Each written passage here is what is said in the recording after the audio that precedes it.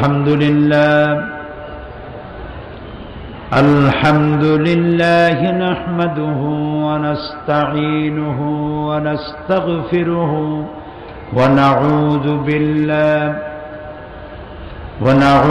بالله من شرور أنفسنا ومن سيئات أعمالنا من يهد الله فلا مضل له ومن يضلل فلا هادي له ونشهد أن لا إله إلا الله وحده لا شريك له ونشهد أن سيدنا وحبيبنا ومولانا محمدا عبده ورسوله الذي أرسله بالحق بشيرا ونذيرا وداعيا إلى الله بإذنه وسراجا منيرا। চট্টগ্রাম ইসলামী সমাজ কল্যাণ পরিষদ কর্তৃক আয়োজিত ঐতিহাসিক 5 দিন ব্যাপী তাফসীরুল কোরআন মাহফিলের 27তম বার্ষিকী এর তৃতীয় দিবসে যে আল্লাহ রাব্বুল আলামিন আমাদেরকে এখানে উপস্থিত করেছেন, সভাপতিত্ব করছেন শেখুল হাদিস হযরতুল আল্লাম মাওলানা শামসুদ্দিন সাহেব।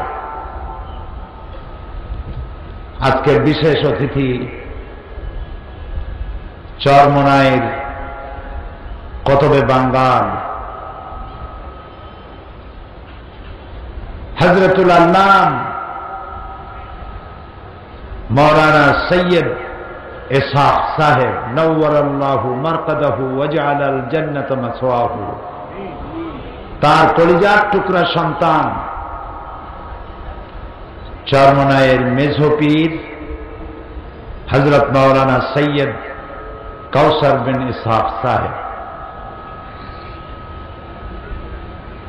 হাজারাত উলামায়ে কেরাম, সম্মানিত চট্টগ্রাম এবং বাংলাদেশের বিভিন্ন প্রান্ত থেকে আগত, পার্শ্ববর্তী দেশসমূহ থেকে আগত সম্মানিত ভাইয়েরা, পর্দার আড়ালের মা এবং বোনেরা, সুপ্রিয় সাংবাদিক বৃন্দ, আসসালামু আলাইকুম ওয়া রাহমাতুল্লাহি তাআলা ওয়া বারাকাতুহু।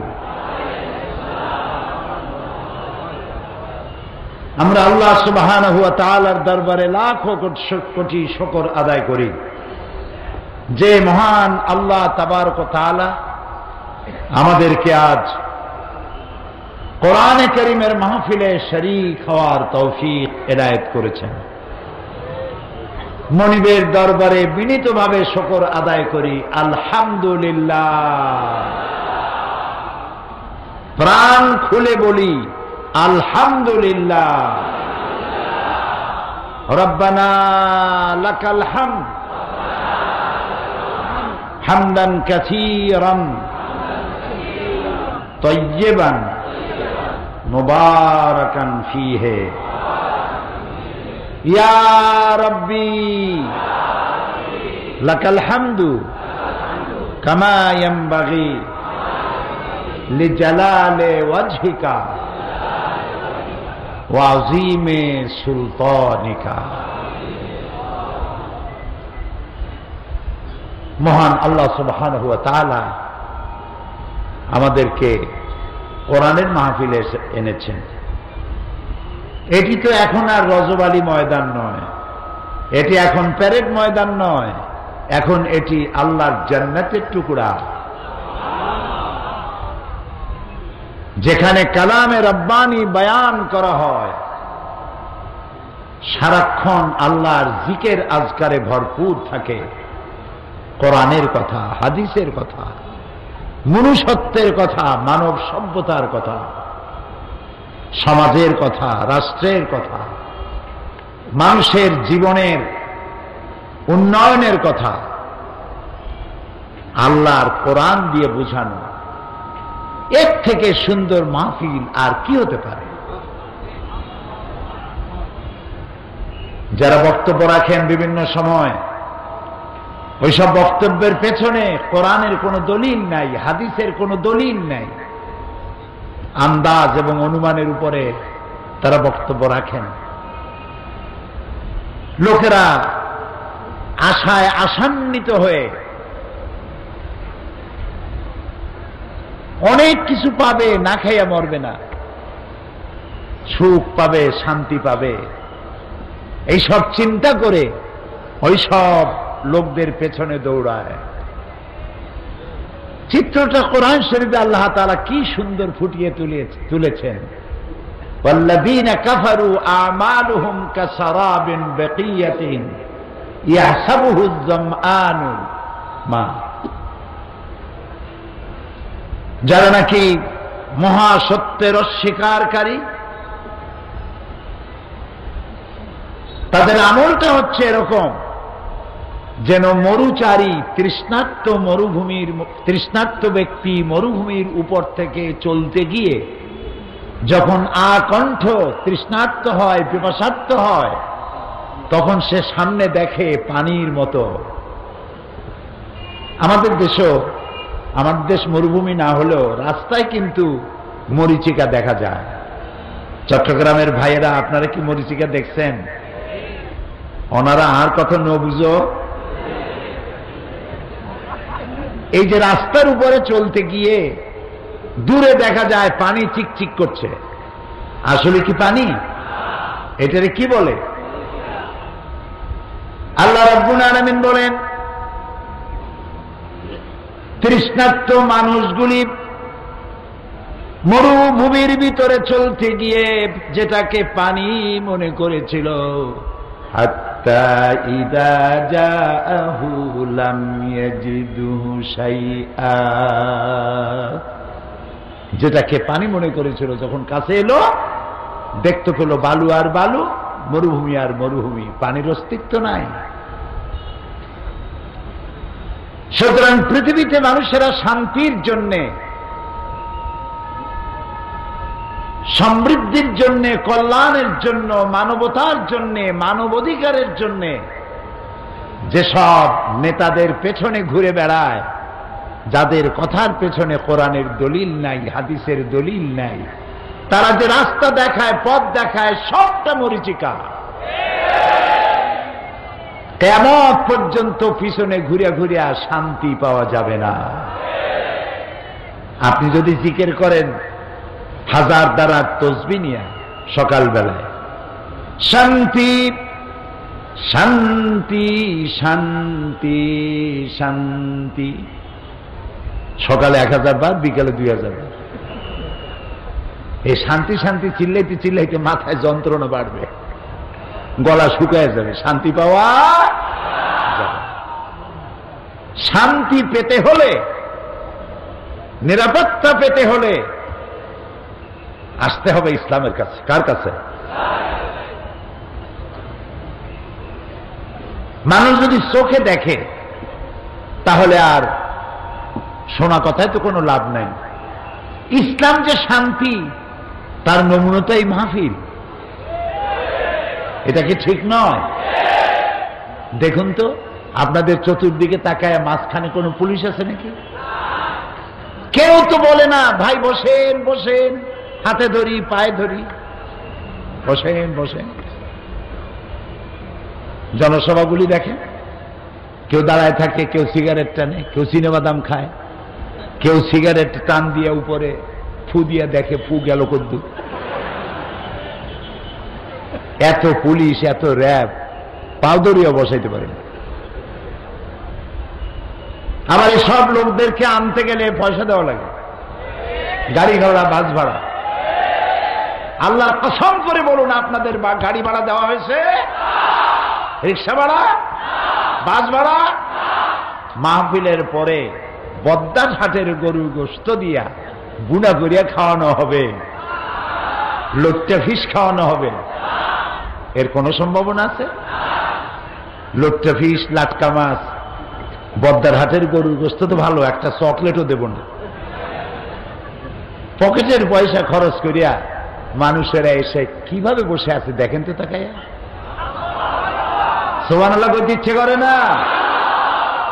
এর নাম শান্তি, এর নাম ইসলাম। বেটারা আমাদের কি মানবাধিকার শিখাও, তাই না? নির্বাচনের বাতাস বইতেছে দেশে। অবশ্য আমি নির্বাচনী বক্তৃতা করতে আসিনি, কথার কথা বলছি। নির্বাচনী বাতাস শুরু হয়ে গেছে না? বসন্তের পাখিরা উড়ে আসতেছে ইউরোপ থেকে, আমেরিকা থেকে, আমাদেরকে নসিহত খয়রাত করে। দুঃখে হাসবো না কানবো বুঝে আসে না। ইরাকের মতো একটা শান্তিপূর্ণ স্বাধীন দেশকে ভাঙ্গিয়া চুরিয়া গণতন্ত্রের কুলখাড়ি আর 40-এ পড়িয়া আমাদের গণতন্ত্র শিখাও। আফগান ধ্বংস করেছ, ইরাক ধ্বংস করেছ, চেচনিয়া বসনিয়া ধ্বংস করেছ, মানবাধিকার দুপায় দলিত মতিত করে শেষ করেছ। আমাদের শিখাইতে আইসো না, আমাদের কাছ থেকে শিখে যাও। সমাজ বিনির্মাণে, অর্থনৈতিক সমৃদ্ধি, মানুষে মানুষে ভালোবাসা, প্রীতি, প্রেম। হিন্দু, মুসলমান, খ্রিস্টান, বৌদ্ধ একসাথে বাস করে কেমনে? পূজা আর রোজা একসাথে রাখে কেমনে?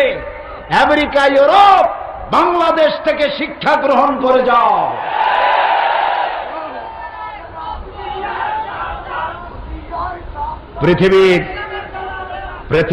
পৃথিবীর শ্রেষ্ঠ জীবন ব্যবস্থার নাম ইসলাম। লাকাল হামদু বিল ঈমান, পড়েন, লাকাল হামদু বিল ঈমান ওয়া লাকাল হামদু বিল কুরআন ওয়া লাকাল হামদু বিল ইসলাম। আমার মনিব, আমার রব, আমরা সেজদায় মাথা নত করি, তুমি আমাদের মুসলমান বানাইছো। তোমার দরবারে লাখো কোটি সুজুদ, কোরআনের মতো কিতাব দিয়েছো। তোমার দরবারে বিনীতভাবে মাটিতে কপাল ঘষি সেজদা দেই তোমারে। মুহাম্মদ সাল্লাল্লাহু আলাইহি সাল্লামের মতো একজন মহানবী দয়া করে তুমি আমাদের দিয়েছ। আমি ধন্য, আমার জাতি ধন্য, আমার দেশ ধন্য, গোটা বিশ্ব ধন্য। ইসলাম যদি পৃথিবীতে না আসতো, শুনতে একটু কঠিন মনে হতে পারে, কিন্তু তারপরে আমি বলবো, কারণ সত্য কথা বলতে পিছপা হওয়ার লোক আমি নই। ইসলাম যদি আল্লাহ দুনিয়ায় না দিতেন, এই পৃথিবীতে মানুষ বাসের উপযোগী হতো না, পৃথিবী হতো জানোয়ার বসবাসের উপযোগী। ইসলাম দিয়ে মানুষকে প্রীতি, প্রেম আর ভালোবাসা দিয়ে আল্লাহ তাআলা ভরে দিয়েছেন দুনিয়া। সুবহানাল্লাহ। এই পৃথিবীকে আল্লাহ সাজাইছেন, মানুষ আসার আগেই মানুষের বসবাসের উপযোগী করে এই দুনিয়া আল্লাহ তৈরি করেছেন। গাছপালা, নদ নদী, এটা নয় যে মানুষ আসার পরে আল্লাহ গাছ লাগাইছে, তারপরে নদী বানাইছেন, তারপরে পাহাড়। না, মানুষ পাঠাবার আগেই মানুষের বসবাসের উপযোগী করে আল্লাহ তাআলা এই পৃথিবী সুন্দর করে সাজিয়ে গুছিয়ে রেখেছেন। পাহাড় দিয়ে, পর্বত দিয়ে, নদ দিয়ে, নদী দিয়ে, সমুদ্র দিয়ে, মহাসমুদ্র দিয়ে, মরুভূমি দিয়ে, সব দিয়ে সাজিয়েছেন। হয়তো কোনোটা বুঝি, এর কারণ কি, হয়তো কোনোটা বুঝি না। আল্লাহ তাআলা বলেন, ইন্না ফি খালকিস সামাওয়াতি ওয়াল আরদি ওয়া ইখতিলাফিল লাইলি ওয়ান নাহার লাআয়াতিন লিউলিল আলবাব। নিশ্চয়ই আকাশ এবং জমিনের সৃষ্টির ব্যাপারে, রাত এবং দিনের পরিবর্তনের ব্যাপারে রয়েছে আমার অসংখ্য নিদর্শন। কাদের জন্য? যারা বুদ্ধিমান, যারা জ্ঞানী। জ্ঞানী কারা? এর ব্যাখ্যা আসতেছে কোরআনের আর এক আয়াতে। কোরআনের ব্যাখ্যা কোরআন নিজেই। সুবহানাল্লাহ বল। কোরআনের ব্যাখ্যা কোরআন নিজেই। আল্লাহ তাআলা বলছেন যারা জ্ঞানবান তাদের জন্য নিদর্শন। এখন জ্ঞানী কারা? বুদ্ধি কাদের আছে? বুদ্ধিমান কারা? আমাদের মতো আন্দাজে চিন্তা করলে হবে না। আমরা মনে করি বুদ্ধিজীবী হলো ওরা 5-6 মাস চুল টুল কাটে নাই, মোস্টস বাইয়া পড়ছে, পাটের একটা দড়ির লম্বা ব্যাগ কান্দে ঝুলানো, কানাফাড়া জামা মাটি দিয়ে টানতে টানতে আনে। একটা বুদ্ধিজীবী বুদ্ধিজীবী ভাব, মাথায় চুল টুল নাই, মনে হয় যেন কোন প্লেন ছাড়াই শূন্য ইন্টারন্যাশনাল এয়ারপোর্ট। এরা আসল বুদ্ধিজীবী নয়। বুদ্ধিজীবীর সংজ্ঞা পরবর্তী আয়াতে আল্লাহ দিচ্ছেন। উলুল আলবাব কারা? الذين يذكرون الله قياما وقعودا وعلى جنوبهم ويتفكرون في خلق السماوات والأرض। ওরাই হলো বুদ্ধিমান, ওরাই হলো চিন্তাশীল, ওরাই হলো জ্ঞানবান, যারা দাঁড়ানো অবস্থায়, বসা অবস্থায়, শোয়া অবস্থায় আমার সৃষ্টি নৈপুণ্যতা দেখে অবাক বিস্ময় বিস্ফারিত নেত্রে তাকায়, আর আমার সৃষ্টি জগৎ ইত্যাদি অবলোকন করে হঠাৎ করে মুখ থেকে বেরিয়ে যায়, রব্বানা মা খালাকতা হাযা বাতিলান সুবহানাকা ফাকিনা আযাবান নার। রব্বানা মা খালাকতা হাযা বাতিলা। ও আমার রব, পৃথিবীতে যা দেখতে পাচ্ছি আর দেখতে পাচ্ছি না, এর কোনোটাই তুমি খেল তামাশার বিষয়বস্তু করে তৈরি করনি, সব তুমি মানবতার কল্যাণে তৈরি করেছ।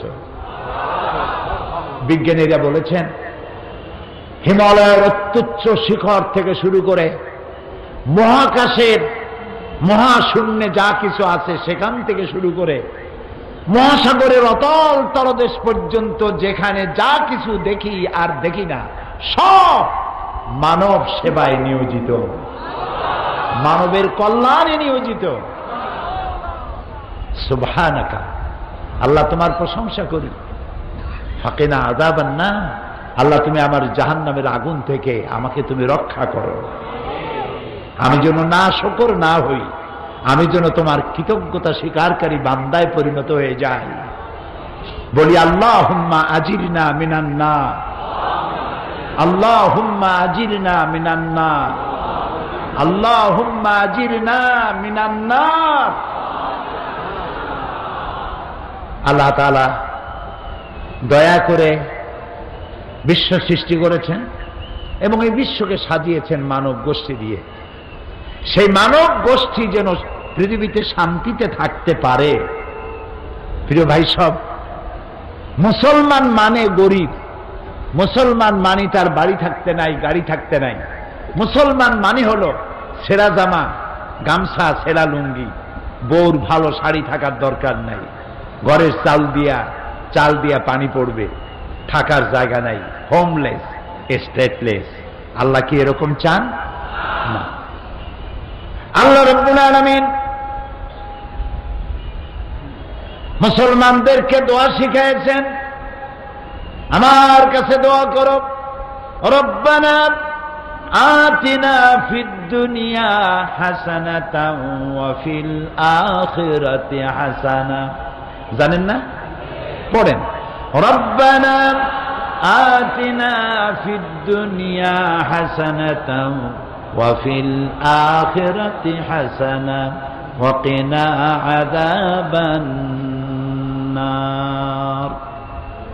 আয় আমার রব, হে আমার প্রভু, আমাকে দুনিয়ায় সুখ শান্তি দাও, শান্তি দাও, সুখ দাও, সমৃদ্ধি দাও, এবং আখিরাতেও আমাকে সুখ আর শান্তি থেকে বঞ্চিত করো না, জাহান্নামের কঠিন শাস্তি থেকে আমাকে রক্ষা করো।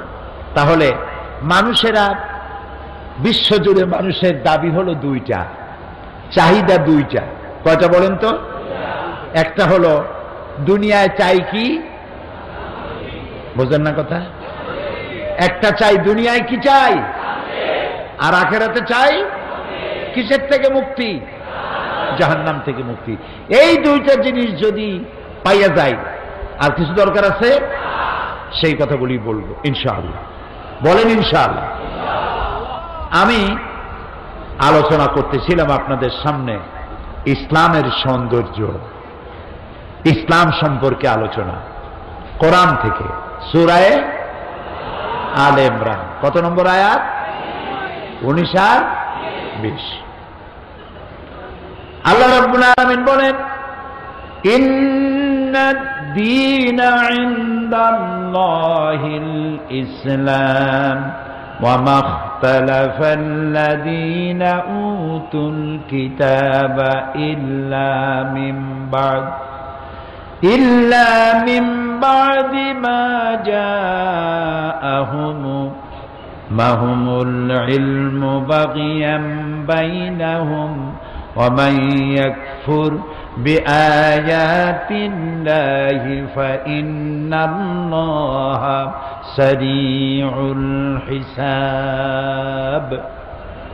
ইন্নাদ-দীনা ইনদাল্লাহিল ইসলাম। আমার কাছে মানুষের আদর্শ হিসেবে, জীবন বিধান হিসেবে একমাত্র পছন্দনীয় হচ্ছে যে জীবন ব্যবস্থা, সেটার নাম হলো ইসলাম। আপনারা জানেন, মানবতার কল্যাণের জন্য, মানবতার সুখ এবং শান্তির জন্য তৈরি হয়েছিল সোশ্যালিজম, ক্যাপিটালিজম, কমিউনিজম। সব মতবাদ তার নিজের দেশেই ব্যর্থতার গ্লানি নিয়ে আত্মহত্যা করেছে। বাকি রইল ইসলাম। বাকি রইল কি? সেই ইসলামের দিকে যেন মানুষেরা আসতে না পারে, তার জন্য শুরু হলো ইসলামকে গালি দেওয়া। ইসলাম মানে মৌলবাদ, ইসলাম হলো ফান্ডামেন্টালিজম, ইসলাম হচ্ছে প্রতিক্রিয়াশীল, ইসলাম ধর্মান্ধ, ইসলাম সন্ত্রাসী, ইসলাম হচ্ছে অসহিষ্ণু জাতি, অগণতান্ত্রিক ধর্মান্ধ জাতি। নাউযুবিল্লাহ। এই পৃথিবীকে সুন্দর করে সাজিয়েছি আমরা, এই মুসলমানেরা, ঠিক না? এই মুসলমানেরা আমরা সাজাইছি পৃথিবী, সুখ দিয়েছি, শান্তি দিয়েছি। কে দিয়েছেন? আল্লাহ। দেখুন না, মানুষে মানুষে কত ভেদাভেদ ছিল। একটি মানুষ কালো, আরেকটি মানুষ সাদা। যেহেতু লোকটি কালো, তাই ওর কোনো দাম নাই, ওর কোনো মূল্য নাই। আমি আমার জীবনের প্রথম যে বছর আমেরিকা গেলাম, সেই বছর আমেরিকার পত্রিকায় দেখলাম এক ট্রাক ড্রাইভার একটা কালো মানুষকে গাড়ির নিচে পিষে দিয়েছে রাস্তার উপরে। সে গ্রেফতার হলো। তাকে যখন প্রশ্ন করা হলো যে তুমি এই মানুষটাকে ইচ্ছে করে মারলে না অনিচ্ছায়, সে বলল যে আমি বুঝতে পারি নাই, আমার কাছে মনে হয়েছে দূরে যেন একটা কালো টায়ার পড়েছিল। ওইটারে সে মানুষ মনে করেন না, গাড়ির কালো টায়ার মনে করেছে। এটি একটি উপহাস। মানুষ বেচা কিনা হতো, আর এই মানুষগুলি বেচা কিনা হয়ে মানুষের গোলাম হতো।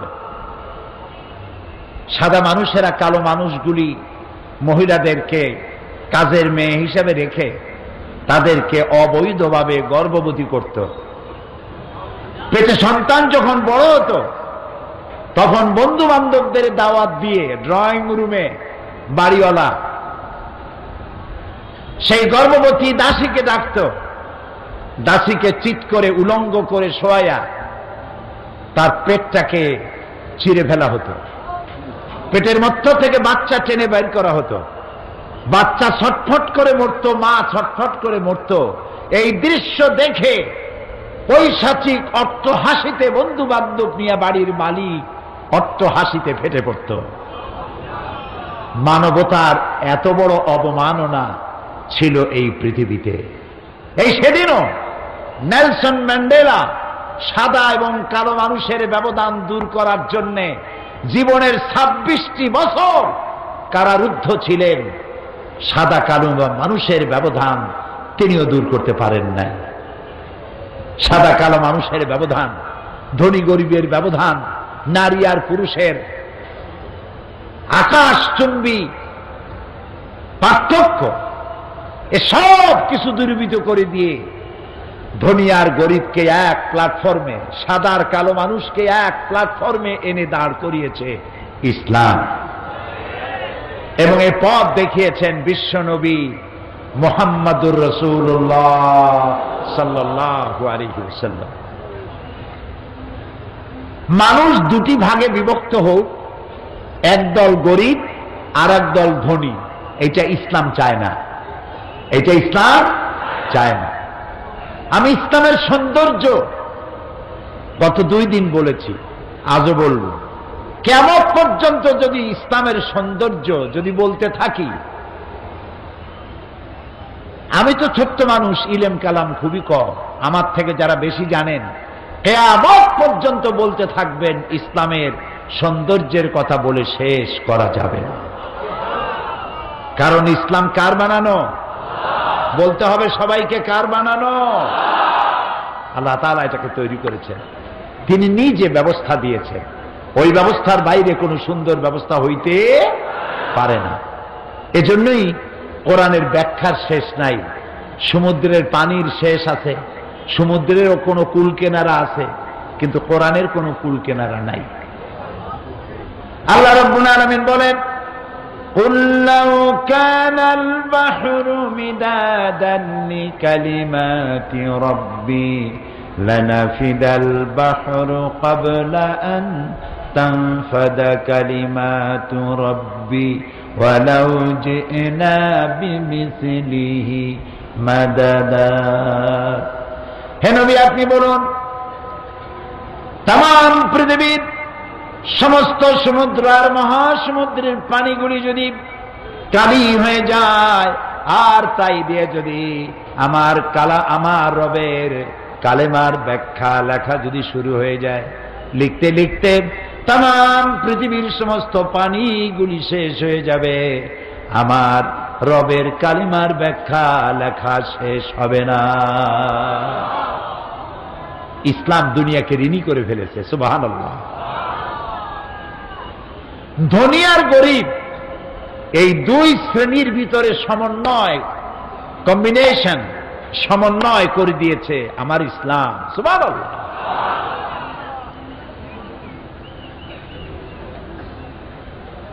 কারণ হচ্ছে কাদাল ফাকরু আন ইয়াকুনা কুফরা। নবী করিম সাল্লাল্লাহু আলাইহি ওয়াসাল্লাম বলেছেন, দারিদ্র মানুষকে কুফরির দিকে ঠেলে দেয়। যে ব্যক্তি ক্ষুধার্ত, তৃষ্ণার্ত, বস্ত্রহীন, তার কাছে পূর্ণিমার চাঁদ ঝলসানো রুটির মতোই মনে হয়। তার কাছে ধর্ম হয় টাকা, তার কাছে ধর্ম হয় রুটি, তার কাছে ধর্ম হয় ভাত, তার অন্য কোনো ধর্ম থাকে না। এই কথা আল্লাহর চাইতে কেউ ভালো বোঝে না। এই জন্যে আল্লাহ তাআলা সিস্টেমটা দেখুন কি সুন্দর।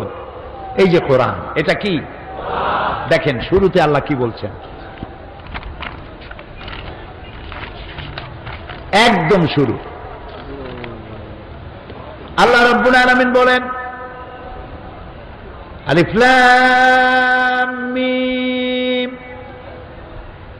যালিকাল কিতাবু লা রাইবা ফীহি হুদাল লিল মুত্তাকিন আল্লাযীনা ইউমিনুনা বিল গায়বি ওয়া ইউকিমুনাস সালাতা ওয়া মিম্মা রাযাকনাহুম ইউনফিকুন। আলিফ লাম মিম। সুবহানাল্লাহ, সুবহানাল্লাহ। সারা পৃথিবীর সমস্ত মানুষের জবানে আল্লাহ তালা লাগাই দিয়েছেন। যদি সক্ষম হও বলো আলিফ লাম মিম অর্থ কি? পারবে বলতে কেউ? আলিফ লাম মিম, ইয়াসিন, তাহা, আইন সিন কাফ, নুন। সুবহানাল্লাহ। সারা দুনিয়া একত্রিত হবে, বুঝতে পারবে না যে আল্লাহ কি বলতে চাচ্ছেন এখানে। আল্লাহু আ'লামু বিল-মুরাদ। আল্লাহ খুব ভালো জানেন এর অর্থ কি। কিন্তু আমরা যে আলিফ লাম মিম বললাম, শুধু কি 10টা নেকি হইল? আলিফ হারফুন, লাম হারফুন, মিম হারফুন। আমার নবীজি বলেন, যখনই কেউ পড়বে আলিফ লাম মিম, 10টি নেকি লেখা হবে না। যে ব্যক্তি পড়লো আর শুনলো, আল্লাহ রাব্বুল আলামিন সঙ্গে সঙ্গে 30টি নেকি আমলনামায় লিখে দিবেন।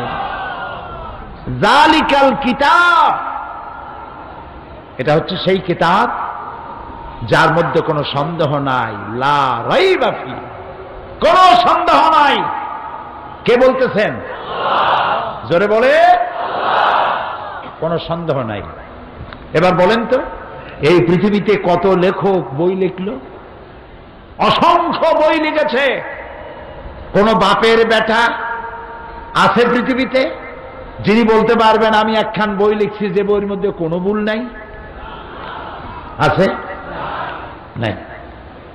এই একখানি কিতাব, যে কিতাবের সাহেব, যে কিতাবের মালিক, তিনি বলেছেন এই কিতাবে কোনো সন্দেহ নাই। সমস্ত বই শুরু হয়, যিনি বই লেখেন তার নিজের দুর্বলতা প্রকাশের মধ্য দিয়ে ভূমিকায় লেখেন। এই বই লিখতে গিয়ে তত্ত্ব এবং তথ্য বানান বিভ্রাট জনিত ভুল থাকতেই পারে। কোন সহৃদয় পাঠক যদি আমাকে জানান, পরবর্তী সংস্করণে পরিশুদ্ধ করতে বাধ্য থাকিব। ঠিক না? না এরকম লেখে আমি একখান বই লিখছি, ভাইয়ের আমার, বোনের আমার, এইরকম বই পৃথিবীতে কেউ লিখতে পারে নাই। পারবে কেউ বলতে? এই বইয়ের মালিক যিনি, কে মালিক? সব বইয়ের লেখকরা শুরু করে নিজের দুর্বলতা দিয়ে। এ বইয়ের মালিক যিনি, এই কিতাবের মালিক যিনি, তিনি শুরু করেছেন তার প্রশংসা দিয়ে। শুরুই হলো আলহামদুলিল্লাহি রাব্বিল আলামিন। প্রাণ খুলে পড়েন আলহামদুলিল্লাহি রাব্বিল আলামিন। সমস্ত প্রশংসা রব্বুল আলামিনের জন্য, যিনি নাজিল করেছেন। প্রশংসা সবটা তার জন্য রিজার্ভ। আপনি প্রশংসা করবেন যার তার। নামাজ নাই, রোজা নাই, আল্লাহ নাই, পরকাল নাই, চিন্তা নাই, নাস্তিক, মুরতাদ, তার প্রশংসা করছেন। ইযা মুজিহাল ফাসিকু ইহতাজ্জাতিল আরশ, যখন কোন ফাসিকের প্রশংসা করা হয়, যে নামাজ পড়ে না, রোজা রাখে না, আল্লাহ বিশ্বাস করে না, এমন লোকের প্রশংসা যখন করা হয়, আল্লাহর আরশ গোসায় থরথর করে কাঁপতে থাকে। প্রশংসার মালিক কে? বলি আল্লাহ, আল্লাহ, আল্লাহ। সমস্ত প্রশংসার মালিক তিনি। আর যে কিতাব দিয়েছেন নির্ভুল। যদি কেউ মনে করে এর মধ্যে ভুল আছে, ঈমান থাকবে? থাকবে না। কোরআনের শুরুতেই আল্লাহ বললেন, এটা মুত্তাকিনদের জন্য হেদায়েত দেবে। মুত্তাকিন কারা? এই যে কোরআনের তাফসীর কোরআন দিয়া, এক আয়াতের তাফসীর আর এক আয়াত। সুবহানাল্লাহ। আমি বিগত অর্ধ শতাব্দী কোরআনের ছাত্র হিসেবে আমার আন্দাজে মুফাসসির কয়, কি এর মুফাসসির? আমি কোরআনের ছাত্র, তালিবে ইলম। আমার দৃষ্টিতে কোরআনের মতো শ্রেষ্ঠ ওয়াজের কিতাব পৃথিবীতে আর পাই নাই। এটা শ্রেষ্ঠ ওয়াজের কিতাব। ফাযাক্কির ফাইন্না যিকরা তানফাউল মুমিনিন। এ কোরআন দিয়ে ওয়াজ করো, কোরআন স্মরণ করো, কোরআন তেলাওয়াত করো, মুমিনদের ফায়দা হবে। এটা এমন কোরআন, ওয়াইযা তুলিয়াত আলাইহিম যাদাতহুম ঈমানা। যখন তেলাওয়াত করা হয়, ওয়াজিলাত কুলুবুহুম, কোরআন শুনবে আর মুমিনের কলিজা কাঁপতে থাকবে। তেলাওয়াত শুনবে, ঈমান বেড়ে যাবে। সুবহানাল্লাহ, সুবহানাল্লাহ। এতগুলো মানুষ পোলাও কোরমা বিরিয়ানি খাওয়াবার জন্য বসায় রাখা যাবে? মানুষ কুকুর না যে খাবারের লোভে ঘন্টার পর ঘন্টা বসে থাকবে। এ মানুষ কোরআনের ভিখারি, কোরআনের কাঙ্গাল। আমি সেই জন্য বলি, কোরআনের তাফসীরের নাম শুনে যে জনতা ঢেউ নামে, আল্লাহর কসম সাইদির কোনো কেরামতি নাই। সবটা কেরামতি আল্লাহ তাআলার কোরআনের মুজিজা। কোরআন, কোরআন। আল্লাহ তাআলা এই কোরআনের ভালোবাসা দিয়ে আমাদের কলিজা ভরে দিও। এই কোরআনের নূর দিয়ে আমাদের কবরের অন্ধকার দূর করে দিও। কিয়ামতের দিন এই কোরআন আমাদের জন্য শাফি বানায় দিও। আল্লাহ তাআলা বলছেন, দেখো এটা মুত্তাকিনদের জন্য হেদায়েত দেবে। মুত্তাকি কারা? আল্লাযীনা ইউমিনুনা বিল গায়ব, যারা অদৃশ্যকে বিশ্বাস করেছে, ঈমান এনেছে। ওয়া ইউকিমুনাস সালাত, আর যারা নামাজ কায়েম করেছে। ওয়া মিম্মা রাযাকনাহুম ইউনফিকুন, আর তাকে যে আমি রিজিক দিয়েছি ওই রিজিক থেকে সে খরচ করবে, যার নাই তারে দেবে। সুবহানাল্লাহ। কোরআনের শুরুতেই আল্লাহ গরিব মানুষের কথা স্মরণ করলেন, দরিদ্র মানুষের প্রতি এহসান করলেন। তুমি একা খাইও না, ওদেরকেও দিও। কোরআনে কারীমের মধ্যে আল্লাহ তাআলা যত জায়গায় বলেছেন আকিমুস সালাত, সম্ভবত তত জায়গায় বলেছেন ওয়াতুজ যাকাত। কারণটা কি? কারণটা হলো, আপনি নামাজের ফজিলত বয়ান করেছেন হৃদয় গ্রাহী করে, কোরআন এবং হাদিস দিয়ে। একটি লোক দুদিন না খাওয়া আপনার ওয়াজে নামাজের প্রতি আকৃষ্ট হয়েছে ঠিকই, উজু করে নামাজ পড়তে দাঁড়ায়ছে ঠিকই, কিন্তু তার পেটের মধ্যে ক্ষুধার যন্ত্রণা। তার চোখের সামনে বিবর্ণ স্ত্রীর চেহারা, ক্ষুধার্ত পেট তার স্ত্রী, ছিন্ন বসনা স্ত্রী, কাপড় চোপড় ছেঁড়া, তার পেটে খাবার নাই। সন্তানগুলি ক্ষুধার জ্বালায় চক্ষু দুটো কোটারগত হয়েছে, তাদের ক্ষুধার আর্তনাদ তার কানের মধ্যে আসতে থাকে। ও নামাজের মধ্যে খুশু খুদু হতে পারে না, আগ্রহ নামাজে বসতে পারে না। সে তো মানুষ, সে তো ফেরেশতা না। এই কথাটা আল্লাহ সব থেকে ভালো বুঝলেন। সুবহানাল্লাহ। এই জন্য আল্লাহ তাআলা বলেছেন আকিমুস সালাত ওয়া আতুজ যাকাত। তার অর্থই হলো নামাজ প্রতিষ্ঠা হতেই পারে না যাকাত ভিত্তিক অর্থ ব্যবস্থার সুষম বন্টন নীতি ব্যতিরেকে। ইকুয়াল ডিস্ট্রিবিউশন, ইনসাফ ভিত্তিক বন্টন ব্যবস্থা থাকতে হবে। সবার কাছে খাবার পৌঁছে দিতে হবে। আপনারা কি মনে করেন এই বক্তব্যটা কোনো দার্শনিক বা রাজনৈতিক নেতার, যে মানুষের না আগেই না এখন কেন শুনিয়ে তো নেবেন? তবে আমি জানি আপনারা রোদের চাইতে বালি গরম, আপনারা খুব ভালো বোঝেন, সেই জন্য প্রশ্ন করার আগেই জবাব দিয়ে বসেন। ভালো, এটা উন্নত কোয়ালিটি, আলহামদুলিল্লাহ। মানুষের পেটের ক্ষুধার কথা আল্লাহ তাআলা খুব ভালো বুঝেন, নবী করিম সাল্লাল্লাহু আলাইহি ওয়াসাল্লাম ভালো বুঝেন। সেই জন্য নামাজ প্রতিষ্ঠার সাথে সাথে যাকাতের কথা বলা হয়েছে, যাতে করে মানুষের কাছে খাবারটা দুয়ারে দুয়ারে পৌঁছে যায়, প্রত্যেকের জন্য খাবারটা পায়। এই কথাটা কোনো দার্শনিক বা রাজনৈতিক নেতার কথা নয় যে খাদ্য, বস্ত্র, শিক্ষা, চিকিৎসা, বাসস্থান মানুষের মৌলিক অধিকার। এই যে কথাগুলি আপনারা শুনছেন না, এটা পৃথিবীর কোন দার্শনিক, কোন রাজনৈতিক নেতা বলে নাই। এই কথা পৃথিবীর বুকে সর্বপ্রথম বলেছেন বিশ্বনবী রাহমাতুল্লিল আলামিন জনাবে মুহাম্মদ রাসূলুল্লাহ সাল্লাল্লাহু আলাইহি ওয়াসাল্লাম। তিনি সর্বপ্রথম এই কথা বলেছেন দুনিয়ার মানুষের সামনে। প্রত্যেকটি বনি আদম, মুসলমানের কথা বলেন নাই, প্রত্যেকটি আদম সন্তানের খাদ্য, বস্ত্র, শিক্ষা, চিকিৎসা, বাসস্থান এগুলি হচ্ছে ফান্ডামেন্টাল রাইটস, মৌলিক মানব অধিকার। এই অধিকার তাকে দিতে হবে, প্রত্যেককেই দিতে হবে। এই অধিকার আদায় করে দিতে হবে, প্রত্যেকের খাবার ঘরে ঘরে পৌঁছে দিতে হবে। এই জন্য আল্লাহ তাআলা যাকাতের বিধান করেছেন। এই যাকাত শুধুমাত্র নবী করিম সাল্লাল্লাহু আলাইহি ওয়াসাল্লামের জামানায় ছিল না, সব নবীদের উপরে যাকাত আদায় করা আল্লাহ তাআলা ফরজ করে দিয়েছিলেন। وَجَعَلْنَاهُمْ أَئِمَّةً يَهْدُونَ بِأَمْرِنَا وَأَوْحَيْنَا إِلَيْهِمْ فِعْلَ الْخَيْرَاتِ وَإِقَامَ الصَّلَاةِ وَإِيتَاءِ الزَّكَاةِ وَكَانُوا لَنَا عَابِدِينَ। আমি তাদেরকে জনগণ নেতা বানিয়েছি, আর তারা আমার হুকুম মোতাবেক জনগণকে পথ প্রদর্শন করত।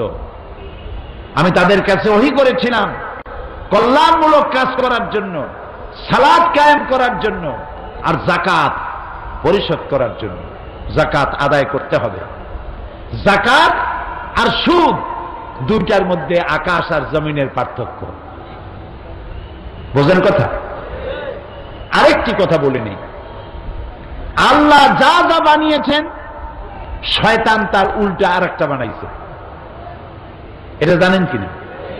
শয়তান তো আসলেই শয়তান, খাঁটি শয়তান।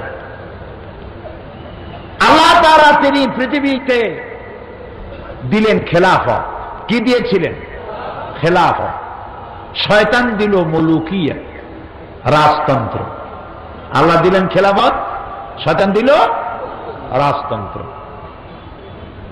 আল্লাহ তাআলা অর্থনৈতিক সুবিধা দেওয়ার জন্য, ইকুয়াল ডিস্ট্রিবিউশনের জন্য আল্লাহ দিলেন যাকাত। শয়তান বানাইল কি? সুদ। আল্লাহ তাআলা পৃথিবীর মানব মণ্ডলীকে সুখী সমৃদ্ধশালী করার জন্য জীবন ব্যবস্থা হিসাবে দিলেন কি? মাশাআল্লাহ, এই তো বুঝে ফেলেছেন। কি দিলেন? ইসলাম। শয়তান এর উল্টা মানুষের সামনে দিল ধর্মনিরপেক্ষ মতবাদ। ধর্মনিরপেক্ষ মতবাদ কার আবিষ্কার? জোরে বলে। আর ইসলাম কার? আল্লাহ তাআলা। আল্লাহ তাআলা তিনি দিলেন ইসলাম, আর শয়তান দিল ধর্মনিরপেক্ষ মতবাদ। আল্লাহ রাব্বুল আলামিন কোরআনে কারীমের মধ্যে যাকাতের কথা বলেছেন। যাকাত আদায় করতে হবে। আকিমুস সালাত ওয়া আতুজ যাকাত, নামাজ প্রতিষ্ঠা করো আর যাকাত আদায় করো। এই যাকাত আদায় করবে সরকার, ডিস্ট্রিবিউট করবে সরকার। এখানে একটা সাইকোলজি আছে, মনস্তাত্ত্বিক ব্যাপার আছে। মনস্তাত্ত্বিক ব্যাপারটা কি? ধরুন আপনি যদি কারো কাছ থেকে টাকা ধার নেন, অথবা আপনাকে টাকা পয়সা দেওয়া হয় অনুগ্রহ করে, সেই লোকটাকে যখনই আপনি দেখবেন আপনার মাথাটা নত হয়ে যাবে, ইচ্ছায় হোক অনিচ্ছায় হোক, ঠিক কিনা? এই জন্য আল্লাহ চান না তার সৃষ্টির সেরা বান্দা আর একজন মানুষের সামনে মাথা নত হোক, এটা আল্লাহ চান না। আরেকটি জিনিস লক্ষ্য করুন প্রিয় ভাই সব, পৃথিবীর সমস্ত প্রাণী যখন খাবার খায় তখন তার মুখটা তার রিস্কের সামনে নত করে দেয়। গরু ঘাসের উপরে মুখ লাগায়, ছাগল ঘাসের উপরে মুখ লাগায়, সাপ হোক, কুমির হোক, মুরগি হোক, হাঁস হোক, প্রত্যেকটি প্রাণী তার খাদ্যের মধ্যে মাথা ঝুঁকাইয়া খাবার খায়। একমাত্র মানুষ সে যখন খাবার খায় প্লেটের মধ্যে কামড় দিয়ে খায় না। প্লেটে যদি চাটেও তাহলে অন্য প্রাণীর মতো মাথা নিচু করে চাটে না, প্লেটটা উঁচা করে চাটে। খাবারটা উঠাই নিয়া উঁচু করা মুখে দেয়, কারণ আল্লাহ চান আমার সৃষ্টির সেরা মানুষ ওর মাথা যেন রিজেকের সামনে নত না হয়, ওর মাথাটা নত হবে শুধুমাত্র রাজ্জাকের সামনে, আর কারো সামনে না। কাজী অনুগ্রহ, দান এটি যেন মানুষের কাছ থেকে নিতে গিয়ে তার মাথা যেন নত না হয়, সেই জন্য এটাকে কালেকশন করবে সরকার। আর সরকারের কাছ থেকে টাকা নিতে কারো মন ছোট হয় না, কারণ আমি গভর্নমেন্টকে ট্যাক্স পে করি, গভর্নমেন্ট আমার টাকা দিয়ে চলে, আমার ভাইয়ের টাকা অন্যের টাকা দিয়ে, সুতরাং সে আমাকে সাহায্য করতে বাধ্য, সরকারের কাছে মাথা নত হয় না। এই জন্য যাকাত আদায় করবে কে আর দিবে কে? সরকার। কোথায় পাইলাম এ কথা? কোরআন। কোথায় পেয়েছি? আল্লাহ রাব্বুল আলামিন বলেন, আল্লাযীনা ইম্মাক্কান্নাহুম ফিল আরদি আকামুস সালাত ওয়া আতাউয যাকাত ওয়া আমারু বিল মা'রুফি ওয়া নাহাউ আনিল মুনকার ওয়ালিল্লাহি আকিবাতুল উমুর। আল্লাযীনা ইম্মাক্কান্নাহুম ফিল আরদ, আমি যদি মুমিনদের ক্ষমতা দেই, মুমিনেরা যদি কখনো ক্ষমতায় আসে, 4 দফা কাজ করবে। কয় দফা? 4 দফা। আল্লাহ কিন্তু দুইটাই বলেছে, মুমিনরা ক্ষমতায় আসলে কি করবে আর শয়তানেরা ক্ষমতায় আসলে কি করবে, দুটো আল্লাহ বলছে। যারা আল্লাহর নাফরমান, যারা ইসলামকে বরদাস্ত করতে পারে না, ধর্ম নিরপেক্ষ মতবাদের গোলাম, ওরা যদি ক্ষমতায় আসে 2 দফা কাজ করবে। সূরা বাকারা। কয় দফা? 2 দফা। 1 নম্বর কাজ তারা করবে, তারা হার্স এবং নসল, জমিনের ফসল নষ্ট করবে আর নসল নষ্ট করবে, বংশানুক্রমে মানুষ হত্যা করবে, আর সমাজের সব থেকে সম্মানিত ব্যক্তিদেরকে বেইজ্জত করবে। এটা হলো তাদের 2 দফা। কে বলেছেন? কে বলেছেন? আল্লাহ রাব্বুল আলামিন বলেন, আমার মুমিন বান্দারা তারা যদি ক্ষমতায় আসে 4 দফা কাজ তারা করবেন। প্রথম নম্বরে, ক্ষমতায় এসেই তারা জাতির জন্য নামাজ বাধ্যতামূলক করে দেবে। সুবহানাল্লাহ। তার অর্থ এই নয় যে হিন্দুদেরও নামাজ পড়া লাগবে, না, মুসলমান যারা নামাজ পড়তে তারা বাধ্য, এটি গভর্নমেন্ট অর্ডার করবে।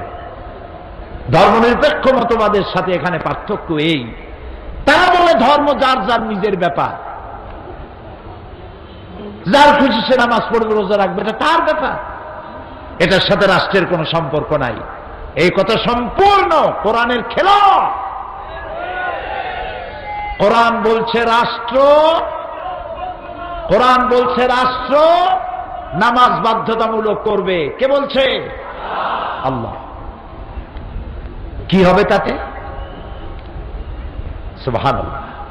কি হবে তাতে দেখেন, নামাজ বাধ্যতামূলক হবে। বেলা 1টার সময় সরকারের পক্ষ থেকে ঘোষণা থাকবে, বেলা 1টায় সমস্ত কলেজ, বিশ্ববিদ্যালয়, মাদ্রাসা, শিক্ষা প্রতিষ্ঠান, কল কারখানা, অফিস, আদালত বেলা 1টা থেকে 1:30 আধা ঘন্টার জন্য বিরতি, নামাজ পড়বে আর আহার গ্রহণ করবে। নামাজ বাধ্যতামূলক। এখন চিন্তা করেন,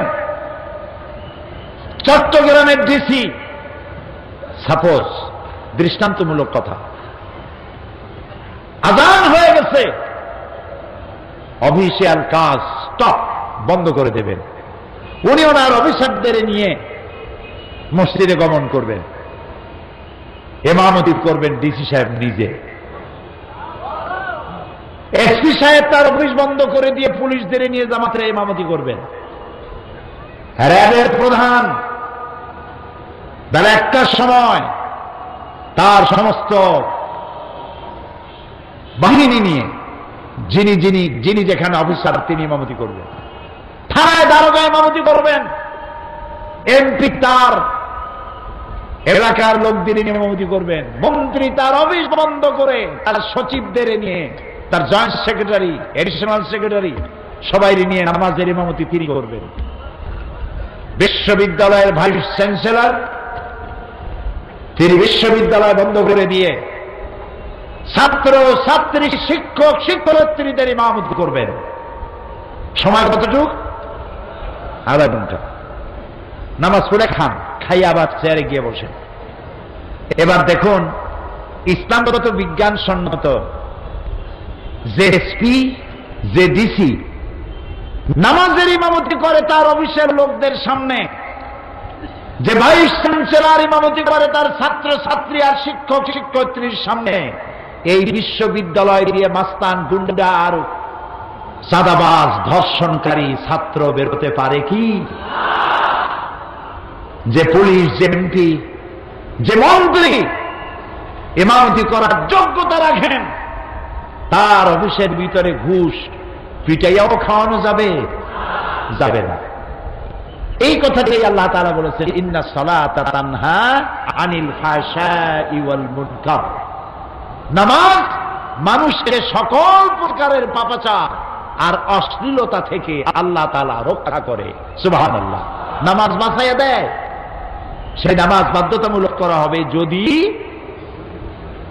মোমেন ব্যক্তিরা কখনো হাতে পায়। 1 নম্বর কাজ। আর নামাজ হচ্ছে জীবনের কাঠি, জীবনের বেঁচে থাকা, মুসলমান হওয়া একমাত্র মাপকাঠি। নামাজ নাই, তার কাছে মুসলমান বলে দাবি করার কোনো হক নাই। কিয়ামতে সর্বপ্রথম প্রশ্ন হবে নামাজ।